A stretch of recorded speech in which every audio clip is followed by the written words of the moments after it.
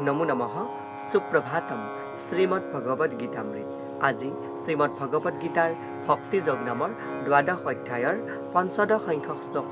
এই বিশিষ্ট শ্লোকভাগী হৈছে এনেধৰণৰ: ইয়স্মান্নো দিজতে লোকো লোকান্নো দিজতে চয়ঃ হৰ্ষামৰ্ষা ভয়োদ্বেগৈৰ্মুক্ত ইয়ঃ চ মে প্ৰিয়ঃ।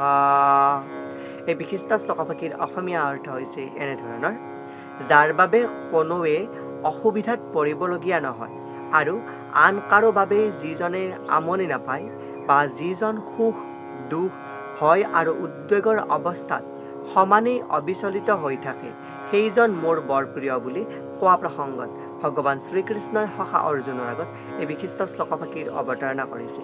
শ্লোকভাগীৰ প্ৰসংগাৰ্থত ভগৱান শ্ৰীকৃষ্ণৰ যি ব্যাখ্যা, যি অৰ্থ, সেই অৰ্থ ভাষ্যকাৰে উল্লেখ কৰিছে যে ভক্ত এজনৰ কেইটামান গুণ ইয়াতে উপস্থাপন কৰিছে, যিজনৰ প্ৰীতি ভগৱান কৃষ্ণৰ তাত উপনীত হয় আৰু যাৰ প্ৰতি ভগৱান কৃষ্ণই অনুকম্পা বোধ কৰে।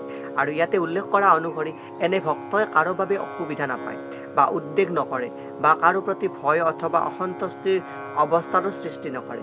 আৰু যিহেতু ভক্ত এজন সকলোৰে কাৰণে সম পৰ্যায়ৰ, গতিকে ইয়াতে উল্লেখ কৰা অনুসৰি যি সকলোৰে প্ৰতি মৰমীয়াল থাকে, অৰ্থাৎ ভক্তজন সকলো সময়তে জীৱ জগতত থকা প্ৰত্যেকটো বস্তুৰ প্ৰতি স্নেহভাৱ প্ৰদৰ্শন কৰে। আৰু সেই স্নেহভাৱ প্ৰদৰ্শন কৰা যি পৰম কৃষ্ণৰ পৰম আৰাধ্যগৰাকীৰ যি প্ৰিয় বস্তু, সেই সকলোৰে প্ৰতি প্ৰিয় বা ইন্দ্ৰিয় সুখৰ প্ৰতি নথকা যি স্পৃহা, সেই কৃতকাৰ্যতাৰ সমাধান স্বৰূপে ভগৱান কৃষ্ণক তেওঁ যিহেতু সেৱা ভক্তিৰ দ্বাৰাই সন্তুষ্ট কৰিবলৈ প্ৰয়াস কৰে, সকলোৰে প্ৰতি সমভাৱাপন্ন হৈ পৰে, সেয়েহে সেইগৰাকী ব্যক্তি বা সেইজন ভক্ত ভগৱান কৃষ্ণৰ অতি প্ৰিয় বা পৰম প্ৰিয় হৈ পৰে বুলি ইয়াতে উল্লেখ কৰিছে। এয়াই উক্ত বিশিষ্ট শ্লোকভাগীৰ সৰল গুড়াৰ্থ। ধন্যবাদ।